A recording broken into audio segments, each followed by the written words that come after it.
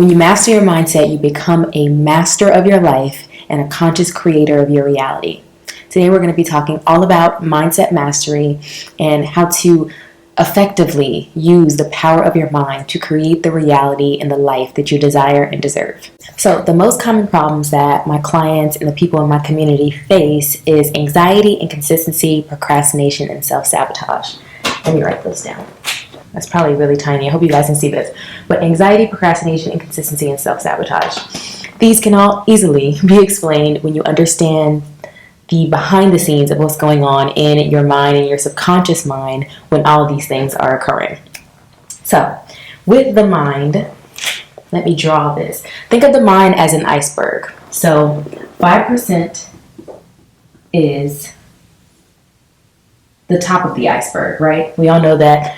Well, I'm hoping a lot of people know about an iceberg. Most of it is under the water. So this is the conscious mind. It's 5% of your mind, right? So this is where there's logic, willpower, critical thinking,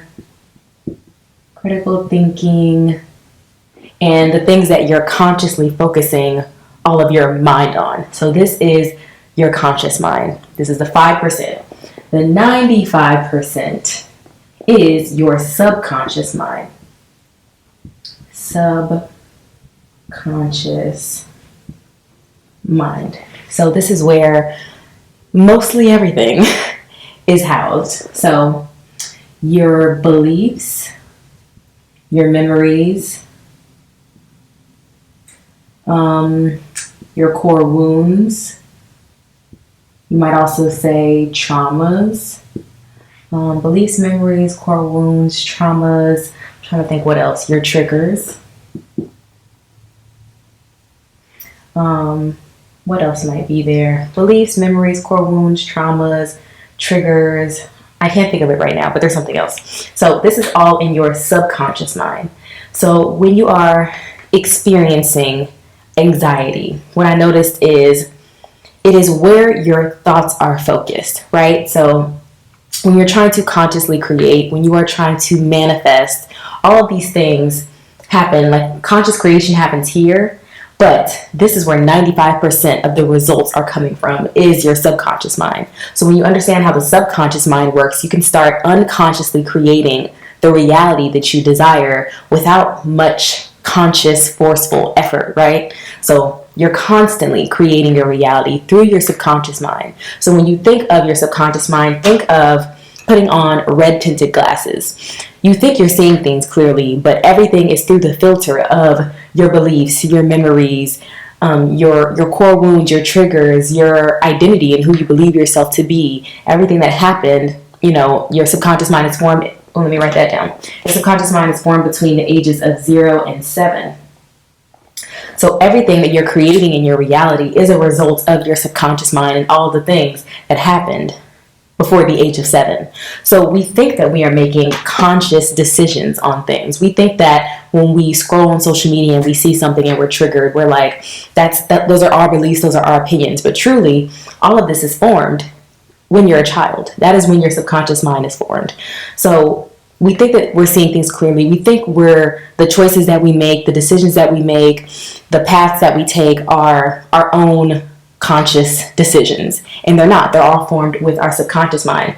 And this is apparent when we are trying to make a change. When we're trying to make a change, when we're trying to lose a lot of weight, when we're trying to make a lot more money than we're making now. When we're trying to be in a healthy relationship, when possibly during this time we'd never seen a healthy relationship before. So when we're trying to consciously create something, we end up self-sabotaging, we end up procrastinating, we end up being inconsistent because our subconscious mind is essentially, let me write the functions of the subconscious mind is to keep us safe and automate processes. I'm going to write that down as well. Automation. And there's probably something else, but I can't remember right now. So that is the job and the function of our subconscious mind, is to keep us safe. So when we're trying to do something new, do something different, what is different equals dangerous. Different equals dangerous for your subconscious mind. Different equals dangerous for your subconscious mind. So when you are trying to do something new, when you are trying to get out of your comfort zone, you will experience a lot of nervousness, a lot of, I call it identity expansion, right? When you're getting out of your comfort zone, when you're about to become somebody new, because all of these things are formed within this time frame in your subconscious mind. So when you are doing something completely different than what you are used to, that is when your subconscious mind would be like, no, like alarms are going off, because it does not want you to change. It wants you to stay the same, because it wants you essentially to stay safe, to stay inside of your family unit. That is one of the main drivers for our subconscious mind, is to keep us safe. So when you are, let's say you try to lose a lot of weight. Let's say you try to lose a lot of weight and you might have lost 20 pounds, and then your whole family starts going, oh my God, you look so skinny. What's wrong with you? What's going on? And then you end up gaining the weight back. That is a result of your subconscious mind trying to keep you inside of your family unit. So the function, remember, of your subconscious mind is to automate and to keep you safe. It's to keep you alive. And anything different is dangerous. One of the ways to keep you alive, because our brain is so archaic, is to keep you in your family unit. So think back to when we were in tribes. We were in small little tribes. You pretty much know the same people your whole life, right? It's different now, but our brains haven't caught up to that yet.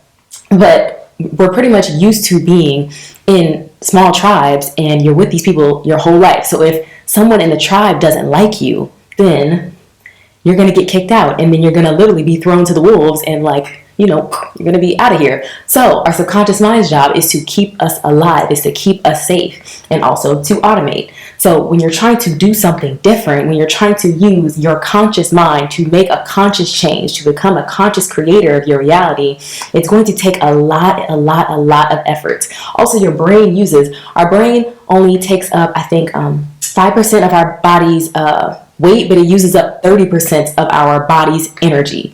So it is a very expensive organ. It is using a lot of juice when you're learning something new, when you're changing, when you're trying to become a whole new person, a whole new identity. So that's why when you're trying to do something new, all of this resistance occurs. Let me write that down. A lot of resistance occurs. A lot of resistance occurs when you're trying to do something new, when you're trying to become a new person, when you're trying to shift your identity. And not only with the subconscious mind, but it's the people around you. They're going to anchor you to your current identity. So not only are you working against when you're trying to become a millionaire, when you're trying to be the healthiest, most happiest, wealthiest version of yourself, when you're trying to have a healthy relationship, not only are you working against your subconscious mind and all the anchors that happen with this, you're also working with your environment. And that is why a lot of people just don't change. Like 95% of people in 20 years are going to be the exact same. They're going to be living in the same place. They're going to be doing the same things. And that's why when you are someone who wants to grow, who wants to change, who wants to evolve, who wants to travel, who wants to make more money, who wants to be truly happy and abundant, who wants to be financially free and have passive income and be, have location freedom and time freedom, you are a part of the top 10%, the top 5% of people, the top 1% of people, because it's so hard to get out of this. So if you're doing this work, if you're here, if you're watching this right now, I'm so proud of you, because this stuff is not easy. So you have all of these things that are happening with your subconscious mind that are trying to keep you anchored to your current reality, your current identity, who you are used to being. When you become a master of your mindset, you start to learn the workings, the inner workings of your subconscious mind, which has all of these, possibly deep childhood memories, these core wounds, these traumas. Core wounds are things like, I am unworthy, I am unlovable, I am helpless, I am a burden. You have all of these things that have begun in childhood. And like I said before, with the subconscious mind, it's like putting on red tinted glasses. So even when you get into that relationship, you might still feel I am unworthy. And you're wondering why you're self-sabotaging in your relationship, because you still feel those feelings, and those are all formed in the subconscious mind. So within Mindset Mastery, when I take you through the meditations and you're doing the rewirings, it always goes back to one memory in childhood that caused some type of core wound for you around money, around relationships, around your health. There's reasons why you aren't able to be consistent in working out, why you aren't able to be consistent in in your business or trying to make more money, because you will, even if you're trying to move forward and become a new person and become a new identity, have a new identity, you will always be pulled back to your subconscious mind if you aren't aware of what's going on here. So awareness is the key. And I talk so much about meditation and just getting quiet time, because if you aren't aware of these things that are working in the background, then you will succumb to it, and you won't know why, and you'll just be like, oh well, I just didn't feel like it. You didn't feel like it. You didn't have the feeling to do it because of all of these things. So when you're trying to become a conscious creator of your reality, when you're just trying to manifest and we're always creating, we're always manifesting, right? Through our subconscious mind. But when you're trying to do those things, if you're not aware of all the things that are going on beneath the iceberg, beneath the surface, then you will essentially just go back to your previous identity, go back to who you are, because the tension will always pull you back. Because it's once you get so far, it's like a rubber band. You have a certain container for how much you can change. And if you aren't doing that deeper subconscious mind work, if you aren't doing the deeper work, the releasing, the shedding of the conditioning, the shedding of those limiting beliefs, the shedding of bringing those unconscious memories to life and being like, oh my gosh, I can't believe that's the reason why I'm sabotaging my relationship. If you don't bring those things to your conscious mind and then release it, do the rewiring and the releasing and the shedding, then it's going to essentially run your life for the rest of your life, because we're constantly manifesting, we're constantly creating, we are constantly creating our reality through our subconscious mind. So this is why in the How to Heal Without Healing video, I talk about the victim abuser dynamics. Even if you get into a healthy relationship, if you are constantly positioning yourself as a victim, then you will always make the other person the abuser. And that's what I got into when I was talking about how anxiety, the one video I have when I was talking about how anxiety affects your relationship with money. It's I was learning all about relationship anxiety, and I'm like, oh, it didn't matter if my partner is perfect. I'm constantly in the space of anxiety because I have this unconscious memory of abandonment. I am abandoned. I am unloved. So it didn't matter if this person is perfect. I'm constantly searching what I'm focusing on, right? Your focus, what you focus on expands. I'm constantly focusing on, I'm going to be abandoned. And that is what creates attachment. That is what creates those different attachment styles. When you have the disorganized and the anxious and the avoidant, you have all these different attachment styles because of those core wounds that are in your subconscious mind, that are in the depths of your psyche, and you're not realizing that is what is causing you to self-sabotage. That is what's causing all of this internal resistance. Even though you're wait, this person's actually a good person, you're still in the cycle of self-sabotage because your subconscious mind just wants to keep you safe. It doesn't want you to be hurt again how you were in your childhood. So it's going to cause you to ruin your current healthy relationship because it doesn't want you to be hurt. It wants to keep you safe, right?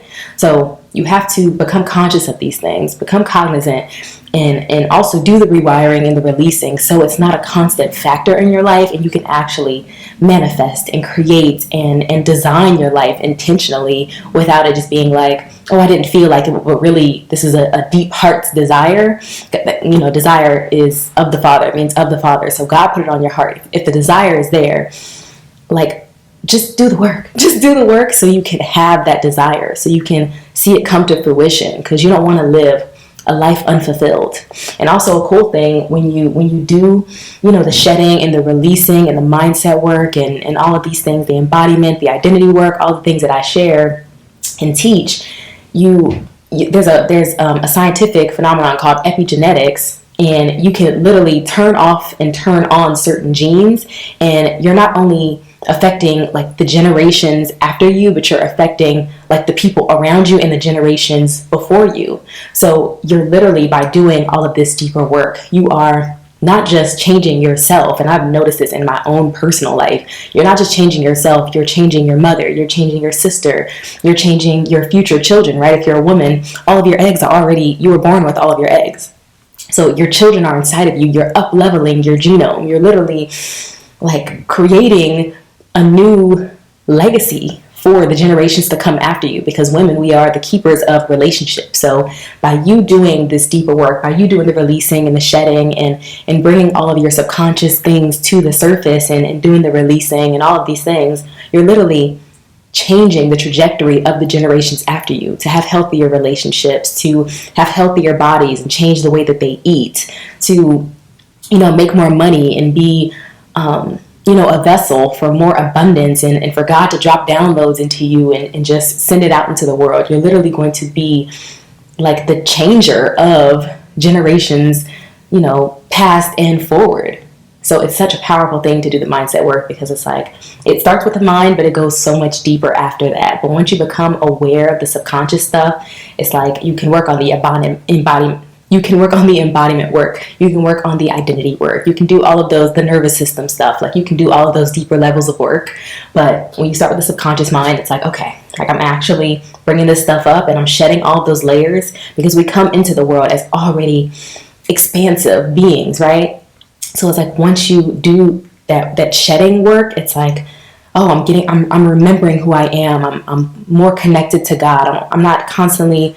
And that's what like depression is, right? It's like you're not constantly like being in, let's say depression is here. You're not constantly, in the past. Depression is in the past. Anxiety is future. So you're not constantly in depression in the past, ruminating, having negative thoughts. Hope you guys can see this. Ruminating, let me check if you guys can see this. Yeah, ruminating, negative thoughts, or anxiety. It's like anticipating, negative future outcomes. Like when you become a master of your mindset, you're not constantly like, and I notice this when I'm talking to people, and when I think back to when I used to be depressed and anxious and all of these things, I didn't realize that my thoughts were what was creating my moods, my emotions. So I didn't realize that when I was feeling sad and depressed, I didn't realize that for like a whole 6 hours, I was cleaning my house and like reliving past negative, like traumatic scenarios. And so I wondered why I was so depressed and why my energy was so low. I was constantly thinking negative things all day.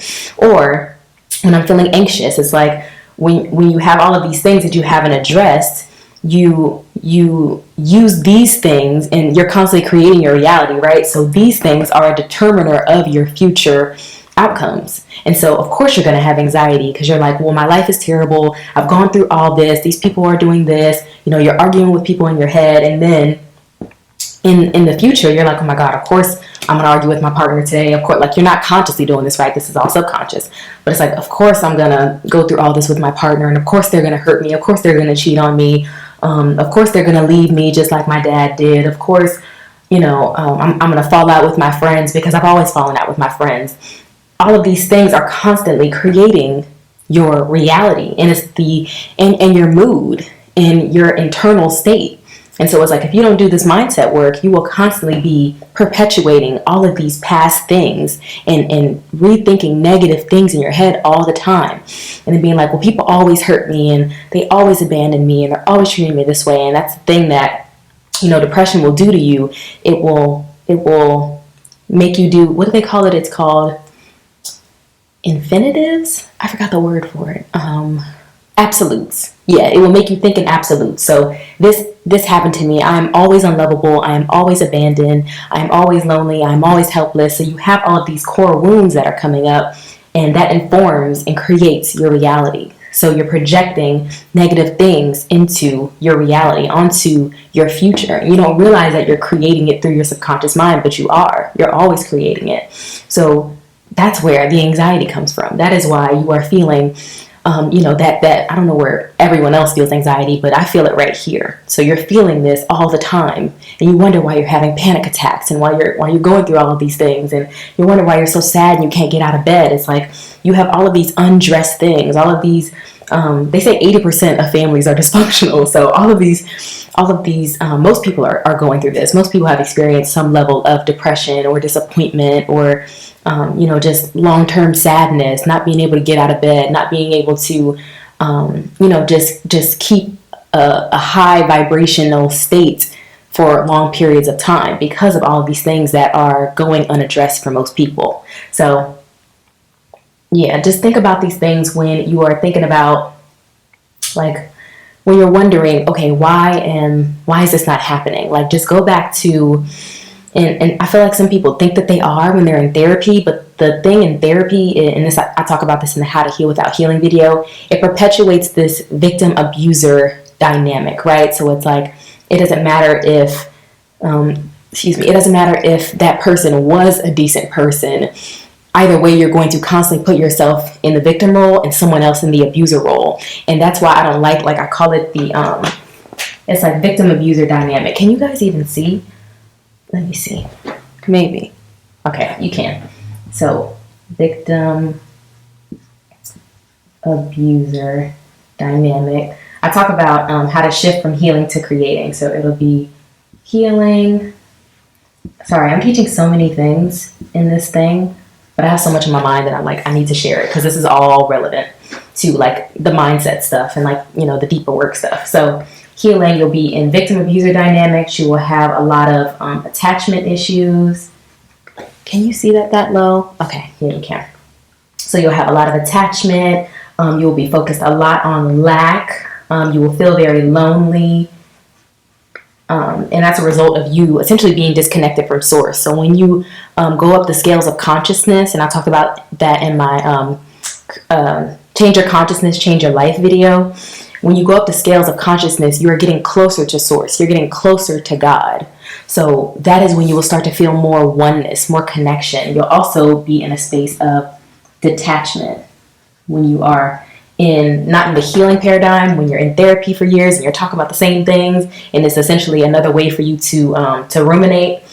When you're starting to create, when you're becoming a conscious creator of your reality, you are detaching, you're manifesting, you're aligning to this higher reality for yourself, the desires that God has already placed on your heart. So in your space of detachment, you're focused on gratitude.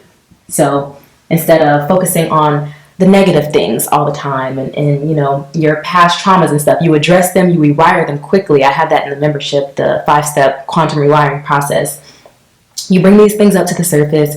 You might feel I've taken people through the meditation, they feel emotional, they might cry, they might tear up, but you bring those things up to the surface and you shed those layers. So you're able to be in a space of detachment. And that's why I don't believe in like secure attachment, because I feel like all attachment is unhealthy. I talked about that too. It's detachment is where you're at. You want to have a healthy level of detachment. And this is not like, oh, I'm so detached, I don't care. That's also toxic, right? It's like, oh, I care too much, anxiety, I don't care at all. Avoidant. Those are all ways to avoid being hurt, right? You're still attached to the idea that someone will leave you. So either you are super anxious and you're clinging onto them, or you're attached to the idea that they will leave you. So you're like, oh, I'm just not going to care at all. So that's where you get into the anxious, avoidant dynamics. That's attachment. When you're in the creating paradigm, you're in detachment, you're in gratitude, you're in abundance. So instead of being in a state of lack, you're focused on lack. My dad didn't do this. My mom didn't do this. They did this to me. My ex cheated on me. All of these things happened in the past, right? Process those things. If you have not, I promise, go to therapy. Please address the childhood traumas, the cheating, all that. Bring that up, release it. But if you have been in therapy for years and you need something new, How to Heal Without Healing will change your life. Shifting from healing to creating will change your life. So that's when you're healing, right? When you're creating, you're in a space of gratitude, abundance. You're focused on your desires. So, and I did this practice. I talked about this on TikTok, but one of the things that I did to, when you're having a bad day, in order to get you out of that mood, right? This is a way to redirect. pinpoint the thought. So usually when you're having a mood, like I said before, a mood and emotion, there's a thought there. There is an emotional charge there that is created through these thoughts that you're having. So pinpoint the thought, it's usually a limiting belief. So you might be really sad that you haven't lost enough weight or something. So pinpoint the limiting belief. It's hard to lose weight. It's hard to eat healthy. That might be your limiting belief that is driving your, sadness, that is driving your anger, that is driving your anxiety, whatever it is, your disappointment, feeling like a failure, whatever it is. Okay. So pinpoint the limiting belief, then cross that out, and then write a more expansive belief. So that is a way to reframe things in your mind. So limiting belief might be, it's hard to lose weight and eat healthy. A more expansive belief is, it gets to be easy for me to lose weight and eat healthy. And then to take it up a notch, what is the underlying desire? What is your underlying desire? To have the most healthy, vital, amazing health, to have enough energy to play with my kids, to be able to go for a run and do that marathon with my friends, whatever it might be. Pinpoint the underlying desire to feel better in my body and in my skin, to feel confident. Like, pinpoint the underlying desire and focus all of your energy on that. And that is when you will shift from, the victimhood, attachment, lack, loneliness, depression, anxiety. That is when you will shift to your creation energy, to, okay, instead of focusing on the lack, what can I focus on? Okay, I'm going to focus on my desire. What is my desire? And that will actually help you move up the emotion scale. I might put that on the screen. That will help you move up the emotion scale from a place of shame, guilt. Those are really low vibrational emotions.